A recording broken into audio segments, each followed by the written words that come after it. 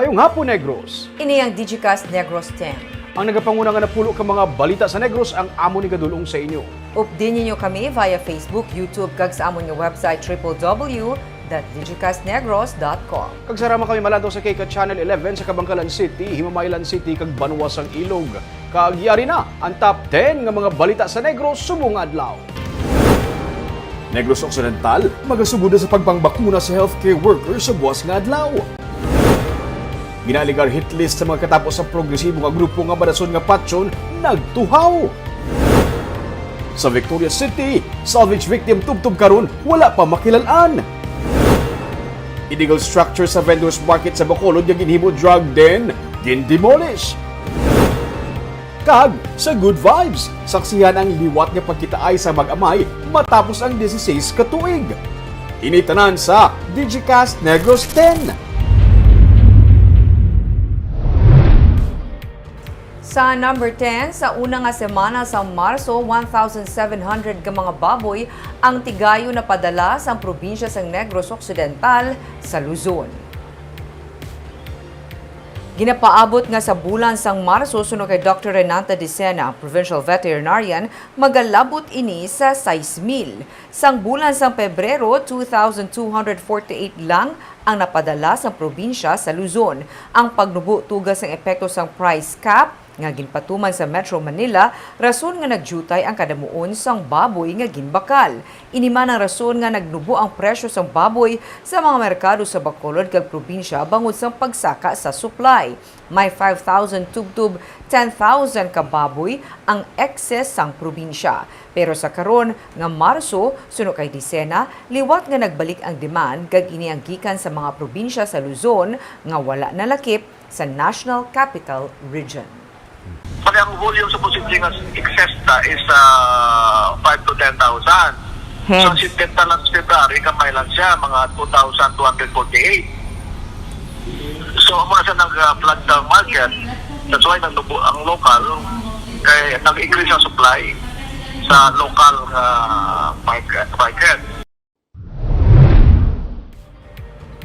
Sa number 9, may 40,000 ka dose sang rabies vaccine ang ipanatag sa mga syudad kag banwa sa Negros Occidental sa paglunsar sang Rabies Awareness Month. Sa syudad sang Silay gidpatigayon ang programa kung sa diin ginsakdagman ang information education campaign diri gidpatpat ang risgo sang rabies kag kung paano ini mapamatukan.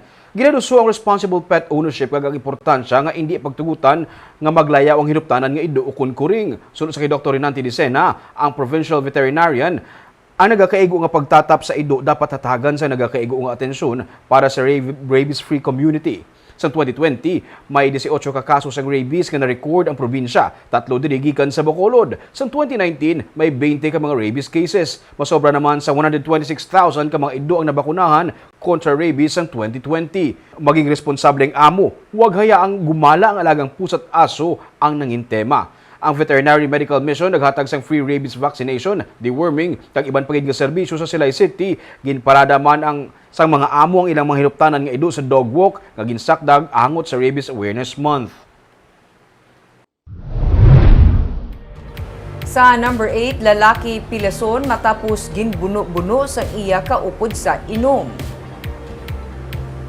Pilason ang 35 anyos nga si Gilvimar Opsima matapos bunon sang iya man lang upod inom sang Lunes sa barangay Kamugaw sa Cabancalan City. Sandig sa investigasyon sa Cabancalan PNP sa tunga sang pag-inom, gulpi na lang nagbaisay si Opsima kag ang iya upod nga si Franklin Saludo. Dala sang tuman nga kahulugbon suno sa pulis, ginbuno ni Saludo sa lawas sa guyak sa abaga kag sa likod si Opsima. Nakadalagan pa suno sa pulis ang biktima kag nakapangayo sang bulig gani siyang gilayon nga gindala sa ospital. Nagsurrender man sa barangay ang suspect kag siyang detained na karon sa Cabancalan PNP. Sa number 7, mga gintukod nga structure sa sulod sang Bacolod City Vendors Plaza ang ginpangguba sang syudad matapos nga may ginpatigayon nga drug bust operation sa mga lugar sa Lunes nga adlaw. Ginpangguba sa mga katapos ang City Legal Enforcement Team kahapon ang mga gitukod nga mga hayop-hayop sa sulod sang Vendors Plaza matapos makabaton sang impormasyon nga ginhimo ini nga hukmungan sa mga nagagamit sang iligal nga droga. Sa Lunes, 8 ka mga persona ang gindakop sang Philippine Drug Enforcement Agency sa ginpatigayon nga buy-bust operation. Sunod sa pamuno sa Market Monitoring Committee sa syudad nga si Ernie Pineda, may nakita pa sila nga 4 ka mga sachet sa ginapatian shabu samtang ginapangguba ang mga illegal structures. Sa tuig 2019, ginpakaayos ang syudad ng Vendors Plaza para kuntani sa iluhan sa mga vendors ng syudad pero wala ini gingamit sa malawig nga tinion gani ginpatinugan sa mga hayop-hayop. Kahit hindi sila nakontento, kag wala sila, hindi visible sa ila, okay na sila nagpalikya. Dugangan niya nagpandemic, napabayaan ang lugar. So, itong mga utod nato niya, amo na yan, hinimo nila yan na suluipan. Sa number 6 low pressure area sa Mindanao, ang ginapaabot magadalas ang lapta-lapta nga pag-ulan sa Visayas. Base sa weather advisory sa pag-asa, ang LPA ang yara sa 690 kilometers east-southeast sang Davao City o 730 kilometers east sang General Santos City. Manubo ang tsansa nga mangin isa ini ka bagyo pero magadala ini sang pag-ulan sa Caraga region pati na sa eastern kag central Visayas. Mangin magulugal-umon naman ang panahon sa Bacolod City kag Negros Occidental sa masunod nga mga inadlaw nga may dala nga localized thunderstorms. Nagapanugyan ang pag-asa sa publiko nga mangin alerto sa mahimo pagluntad sang flash flood o kon landslide sa tion nga mayara sa malawig nga kag mabunok nga ulan. Sa number 5, sa Victoria City, bangkay sang isa ka lalaki nga nasapuan nga brutal nga ginpatay tubtub sa karon, wala sa gihapon makilalaan. Mahimo nga ipalubong na lamang sunod sa Victoria's PNP ang lalaki nga nasapuan patay sang Domingo sa likod sang plaza sa Barangay 19A sa Victoria City. Sunod kay Police Lieutenant Colonel Eduardo Corpuz, may mga pamilya nga nagkadto sa police station agud hibaluon kung bala ila himata ang ginpatay nga lalaki pero wala sila sang may nakilala o kung wala sang may nakakilala sa bangkay. May mga nakuha nga impormasyon ang PNP sunod sa kay Corpus nga taga Silayo kon Bacolod ang lalaki pero wala pa ini nila makumpirma. Ang lalaki ay nasapuan nga nakahigot ang tiil kag kamot kag databunan sa plastic ang guya. May note pa ini nga I love drugs. Pero sunod sa kay Corpus, lain nga motibo ang ilang gitutukan kag hindi ang illegal nga droga. Posible pagtimalo sa mo ang motibo sang suspect sa pagpatay sa biktima bangod sa brutal nga pagpatay diri nga ginutod papati ang iya nga dalunggan. Sa number 4, napulo ka mga aktivista sa Isla sang Negros nga ginakabig kritiko sang administrasyon ang ginaalagar na kabaton sang pagpamahog. Inisunod sa Karapatan Negros, kasunod man sa ginasiling nila nga crackdown sa mga nagapamatok sa administrasyon. Pagi sa National Information Desk sang Karapatan, nakabaton sila sang text message sang Domingo nga nagasiling nga ang napulo ang mangina masunod nga target sang Kill, Kill, Kill program. Ginsiling man sang Karapatan nga nakabaton sila sang lain pagid nga pagpamahog sang Lunes. Nasaad sa mensahe nga dapat maghanda ang bana ni Clarissa nga si Jules. Si Jules o kon Julius Dugatan ang sa karon media liaison sang Bayan Negros. Samtang ginhimutig naman sang militar ang akusasyon sang Karapatan nga ang militar kag ang PNP ang yara sa likod sang amo nga pagpamahog. Suno kay Major Senon Pansito, ang spokesperson sang 3rd Infantry Division sang Philippine Army, wala sang kahilabtanan ng Army diri kag kun may pagpamahog man sa ilang kabuhi, sarang sila magpalapit sa militar kag maghinyo sang bulig para sa ilang proteksyon. Wala pong ganong effort ng 3rd Infantry Division. I have an offer to them na should they really fear for their life, they can always secure their persons by going to us.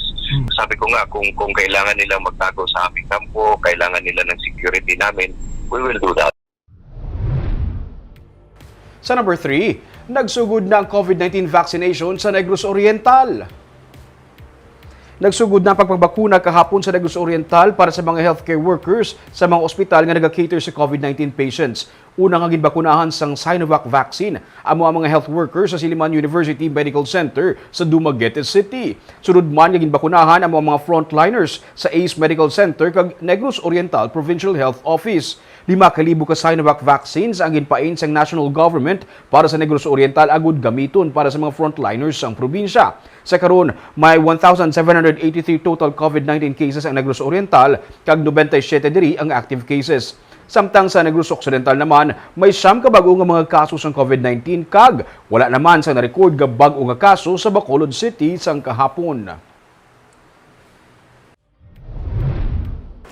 Sa number 2, mga pribado nga ospital sa Bacolod City ang nagsugod na sa pagbakuna sa ilang mga healthcare workers. Samtang Bacolod Emergency Operations Center ang padayon nga mangin estrikto sa pagpatuman sa travel requirements sa tunga sa pagsaka sang kaso sang COVID-19 sa Metro Manila. Yaring report ni Marty Go. Nagsugod na subong nga adlaw ang iban pagid nga mga ospital sa Bacolod City sa pagbakuna sang ilang mga healthcare workers sang Sinovac nga ginpadala sang Department of Health para sa Bacolod City. Base sa records sang Bacolod Emergency Operations Center kagabi, 164 na ka mga healthcare workers ang nabakunahan sa Corazon, Locsin, Montelibano Memorial Regional Hospital, 361 sa Dr. Pablo Otorre Memorial Hospital, 26 sa The Doctors Hospital, 62 sa South Bacolod General Hospital, kag 34 sa Emergency Operations Center sang syudad. Ginpahayag ni Dr. Chris Sorongon sang Bacolod EOC nga nakuha na kay inasang aga sang Panguluhan Probinsyal ang 1,600 ka doses nga allocation para sa Negros Occidental. Ang 4,700 ka mga doses nga nabilin sa Bacolod ang para sa 2,350 ka mga healthcare workers. Kagabi, may 648 na tanan ka mga nabakunahan gikan sa nakalain-lain nga mga ospital kag ginalauman nga maubos ang bakuna sa katapusan sang semana. That's roughly 18.8%, so 19% pa lang na sa aton healthcare workers. At least it's better than not having anyone vaccinated against COVID-19. That's a good start, no, for the city of Bacolod, but we're hoping na masunod-sunod ang arrival sang allocation sa national government for the city of Bacolod while we are awaiting ang aton nga pre-ordered nga vaccine nga AstraZeneca. Padayon karon ang istrikto nga pagpatuman sang Bacolod EOC sang travel requirement nga negative RT-PCR test gikan sa mga nagaabot sa syudad, ilabi na karon nga mayara naman sang pagsaka sa mga kaso sang COVID-19 sa Metro Manila. Aton nga requirements na negative RT-PCR prior to entry to Bacolod City is still in place in spite of the implementation of IATF Resolution 101. So total dito sa IATF Resolution 101, may prerogative man yung LGU to introduce ang sa testing as a requirement. So diri sa syudad sa Bacolod wala nato na hindula.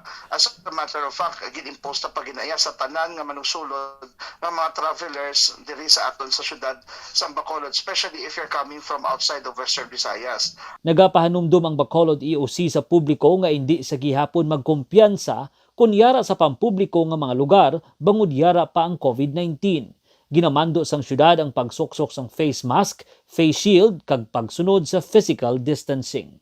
Marty Go para sa Digicast Negros. Kag sa numero 1 sa mga balita subong adlaw, nabato na sa probinsya ang 1,600 ka dose sang Sinovac vaccines para sa mga frontliners sini. Gikan sa cold storage facilities ng Bacolod, gindiretso ini sa cold room sa Provincial Health Office. 12 ka mga doktor gikan sa Teresita Lopez Salandoni Provincial Hospital, Cadiz District Hospital, Lorenzo Zaico District Hospital, kag Valladolid District Hospital ang pagabakunahan buwas nga adlaw sa Silay Provincial Hospital sa ceremonial vaccination. Ini ang pagasaksihan ni Secretary Vince Dizon, kaupod si Negros Occidental Governor Eugenio Jose Lacson, kag lokal nga mga opisyalis kag provincial consultant nga si Albi Benitez. Sunod kay Attorney Ray Fernando Diaz, Provincial Administrator, 800 lang ang pagabakunahan. Ang nabilin nga 800 ka dose, igatalana para sa second dose. Sa Sabado ang rollout o ang pagbakuna sa mga medical frontliners sa 11 tanan ka mga ospital. Sa amuman nga adlaw, ang pagpangdulong sang bakuna sa mga ospital, may 1,700 ka mga medical frontliners ang nagboluntaryo nga magpabakuna. May 800 lang nga ma-accommodate karon. Ang 900 nga nabilin ang pagabakunahan sa second round sa bakuna nga mag-aabot posible AstraZeneca. 34,500 persons that we can prioritize. So may ara pa kita balanse that we can give to other frontline personnel sa mga businesses naman, no? So economic frontliners naman naton. We have a lot of appeals coming from private sectors requesting for 1,000 of their employees. Kag sa good vibes, matapos malayo sa isa kag isa sa sulod sang 16 ka tuig, mag-amay ang liwat nga nagkit-anay. Kag ini paagi sa bulig sang pulis. Ang ilang nga reunion, saksihan naton sa report ni Romeo Subaldo. Apat pala katuig ang subang ni Ariel Kahilig sa mapalayo sa iya ang duha niya ka mga kabataan kag live-in partner niya sadto. Hindi magtugot ang ginikanan sa babae sa ilang nga relasyon. Bisan gusto niya man nga siya matatap sa iyang mga kabataan, nakahibalo siya nga wala siya sa maihatag nga masanag nga buwas damlag para sa ila. Sumugod sadto, wala kuno siyang adlaw nga wala nagasulod sa iya pinsar ang duha niya ka mga kabataan. Wala na sila makakitaay. Ngayon na sila ngati budlay man na para sa imo, Ariel. Yan. Ya kung pwede. Dire lang ang bata o sakon, tapos ang mga bata mo ay para mapadako naman mag-eskwela naman sa Mayo. So, siyempre kahit tingin na tanaw man puturo sa kabataan ko man. Siyempre, dari wala mo sa mimo kasi remedyo general ako buhay. Ginpa-adoptar ang duha niya ka mga anak sa mga himata sang iya live-in partner sadto. Si Dimple sa Talisay City na nagaistar kag madugay na nagapangita sa iya nga amay. Tanan kuno nga pamaagi, ginhimo niya para makipag-angot sa iya amay, tubtob nga nag-message siya sa Facebook page ng Pontevedra PNP. Likan ko ang ilang nga page tapos dito na ko nag-message kay ma'am. Tapos namo to nag-reply mo si Dayan.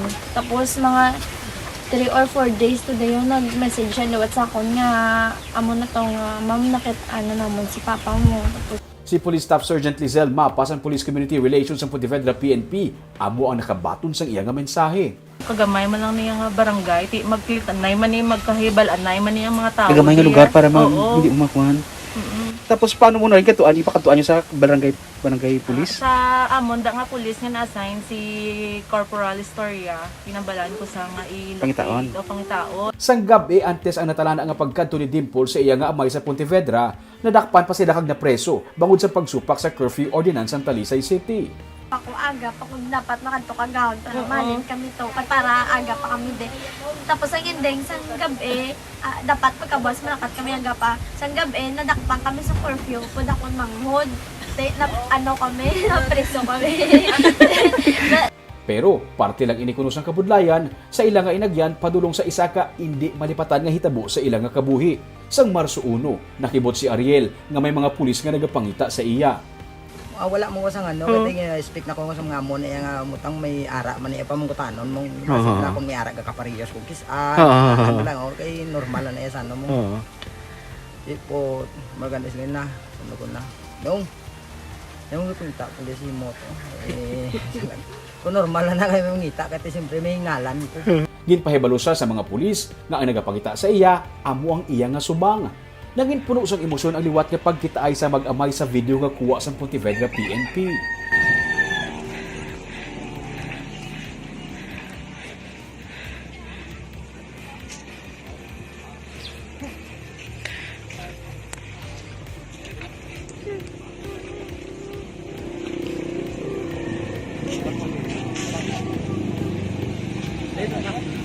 Si Ariel may kaupod na nga misis kag duha ka mga kabataan. Si Dimple may subang naman nga anak kag may live-in partner na. Ano sulod sa ulo mo pagkita mo siya layo pa no? Hindi mapulong kalipay. Kasi ng anak ko nga lugay na ko kulong nakita. Ko nak. Luyag tang kakwaon sa tunga tayo tanig negative bike mo kasi pre gado lang si papa. Maka masubong katawan ko pa may mautod ko mas luwas di mo to nga basta importante nga nakitampo nga mayo lang man yung lawas Ay nang dunalipay no kay nga amo na nga Excited? nga sa lawi nga chimpo nga no nabakakita na yung magid kami. Ano sulod sa ulo mo sa mo nga time? Sobra nga kalipay.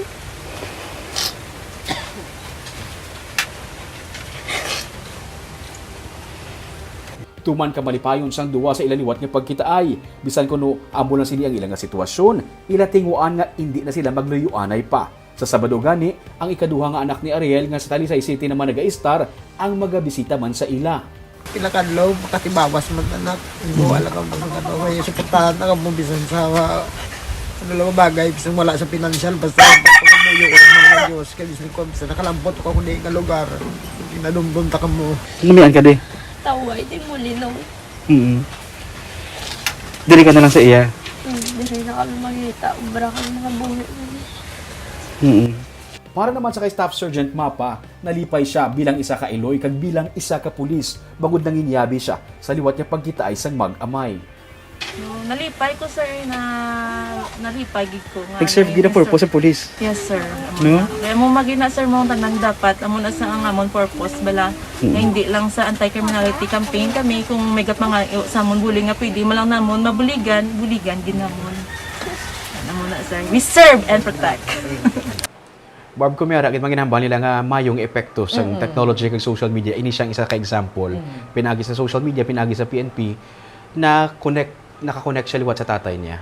So unaming no, basta may ginapanawagan na sa radyo, timayla na akong pero ang bottom line da nga inang kalami ba tiyagod nga bisan ano kalawig nga wala sila nagbulagay sila.